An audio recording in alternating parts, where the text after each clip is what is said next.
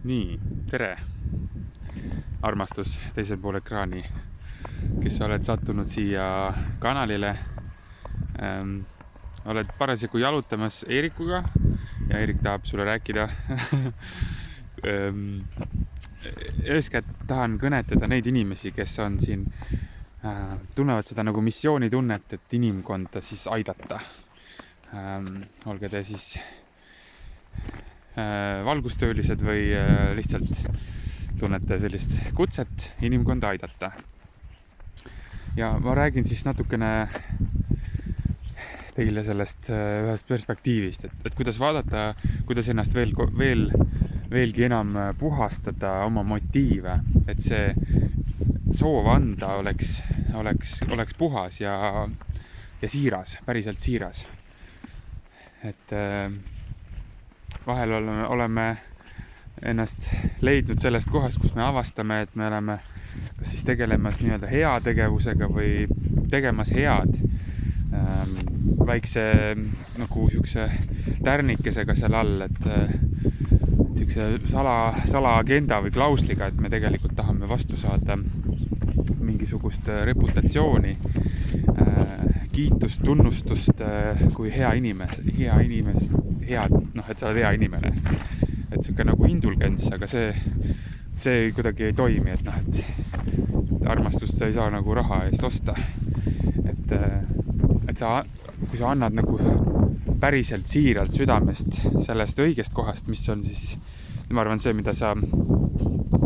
mida osad teist tahavad kogeda või juba kogevad, siis sa tead, et see on nagu päriselt, sa ei taha midagi vastu, et armastus ei oota midagi vastu, sa lihtsalt annad, jagad tingimusteta ja tänuga ja sul on hea meel, kui ka keegi teine seda sama asja teeb.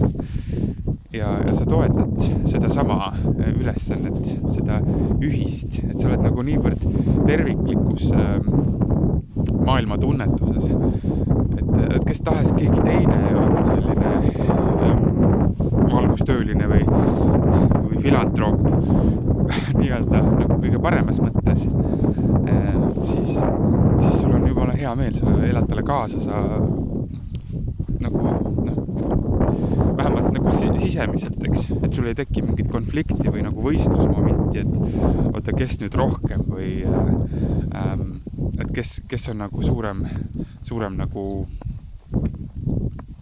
staar, keda tunnustada, et või rohkem lugupeetud inimene, et niimoodi saame neid motiive nagu testida, et miks me midagi teeme, miks me teeme head, miks sa tahad olla päästja, miks sa pead kedagi päästma. Äkki kui sa ei tahaks olla päästja, siis oleks vähem neid inimesi, keda päästa. Et vahel me tahame olla päästjad või märtrid ja siis oma taju läbi, nii nagu me maailma näha tahame, maailm meile vastab, hakkab looma neid olukordi ja abituid, kes vajavad päästmist. Et see on üks perspektiiv, mis ma sulle pakun, et võib olla see, kui sa usud inimestesse, tõstad teisi enda ümber, tingimusteta, ootamata, et sina saaks särada või tunnustust või kiitust või mis iganes selline keegi olemine. Et võib-olla see teeb päriselt seda, mida sa tahad, sest minu arust ta teebki. Et ma räägin seda, sest ma olen ise olnud selles kohas, ma olen ise seda nagu vaadanud ja kogenud sügavalt läbi oma elu, seda tahet ja püüet keegi olla või saada nagu tähelepanu või olla nagu tähelepanu keskpunktis. Et lapsepõlves ma olin selline, koolis selline natukene nagu kloun, et ma tegin täitsa nagu lollusi, et saada nagu tähelepanu. Ja siis ma läksin teise äärmusesse, kus see tundus mulle nagu nii vale, et ma tõmbasin ennast täitsa nagu teki alla ja peitu veidi. Et ei suutnud seda nagu andestada, siis nüüd ma suudan nagu vaadata sellele osale endast, kas siis siinpool või sealpool ekraani nagu siukse mõistmisega ja nagu armastava suhtumise ja tänuga, et ma tean, kust sellised kohad võivad tulla ja ma ma ei mõista seda hukka. Ja isegi kui mingi koht minu seest tuleb hinnang või siuke hukkamõist, sest neid kohti on ka veel, siis nüüd see protsess on nagu mitte rohkem nagu võitlus ja vastuseis ja hinnang, silt, rünnak ja põgenemine ja teine halb, mina hea või vastupidi, mina halb ja teised nii head, nagu siuke ohver. Vaid pigem, et tuleb selline hinnang, hukkamõist ülesse kellegi või millegi suhtes või enda suhtes, siis ma nüüd nagu palun andeks ja palun nagu toetust ja kohalolu iseendalt. Ja ma nagu taotlen ja otsustan, et ma nüüd tahan teistmoodi. Et need vanad mustrid, mis on minus mänginud, mis on loonud seda elu niimoodi, sellist reaalsust. Et need nüüd lahustuksid puhtaks algenergiaks, mida saame siis kasutada loomaks sellist elu, nagu me tahame. Et ei ole vaja teha ennast eriliseks, olge head, tõstke kõiki, kes on sama eesmärgi nimel. Hoidke üksteist, toetage üksteist. Jumala eest, siis sa saad aru, et sa oled nagu päriselt, eks, et sa oled selle tõelise teenistusega ja isegi kui sa tead, et okei, et kui meil on selline egomeel või selline saavutaja või püüdja, selline eraldatuse osa meis, nagu väike vari, kelle motiivid nagu on isekad ja andes midagi või tehes või jagades midagi, on seal all selline varjatud klausel, et ma tahan saada. Ma teen seda sellepärast, et midagi saada. Siis siis see on nagu tunda kohe, eks, kes tunneb, aga nagu kui on magavad massid, keda sa äratad, siis nemad võib-olla ei tunne ja nad lähevad sulle nagu sellesse lõksu ja oled nagu loonud sellise egregori või teinud ennast vajalikuks ja siis tunned selle võrra nagu paremini ennast. Aga tegelikult, kuidas sa aitad inimesi, on see, et sa ei tee ennast vajalikuks, vaid sa näitad neile, et neil on kõik olemas, et nad ei vaja sind selleks, et midagi välist, et sa nagu tuled nende ellu, sa juhatad ja suunad neid mingi aja, aga selle ajaga nad saavad tugevamaks iseendas, mitte ei vaja ega sõltu teistest või välisest. Et selline on, ma arvan, see tõeline abi, mida me saame pakkuda, et me julgustame inimesi olema ise ja tegema ise ja innustame inimesi, tõstame inimesi. Ja selleks ei ole mingid suuri salatarkusi või raskusi, mida vaja läbida või mingit salajast infot, mida sul ei ole ja kellelgi on, kellelt sa pead seda ostma. Vaid tõde on nagu lihtne, tõde on elus, tõde on sul tasuta siin ja praegu, alati igas hetkes. Et võt, selline siis sõnum täna sulle, armas missioonitundega inimene, kes sa tahad maailma aidata. Kõige paremini sa saad seda teha, puhastades iseennast, sest kui sa oma elu parandad, muudad iseennast, siis muutub maailm ja sinu ümbritsevad ja see on suur liblika efekt, mis kajab kogu kõiksuses ja õnnistabki maailma ja sina oledki see muutus, mida sa näha tahad, eks. Vot. Et see sisetöö ja nüüd on uus maailm nagu siin ja käes. Olen ka nagu siukses, vaata, lõputus avaruses.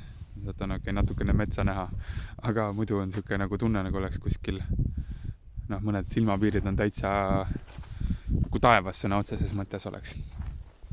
Niisugune lahe udu. Vot, mis sellega siis. Ja nii ongi, tuleb rõõm ja tuleb nagu tänu ja kõik ongi lahe. Et mul on hea meel, et sa oled siin, et ma olen siin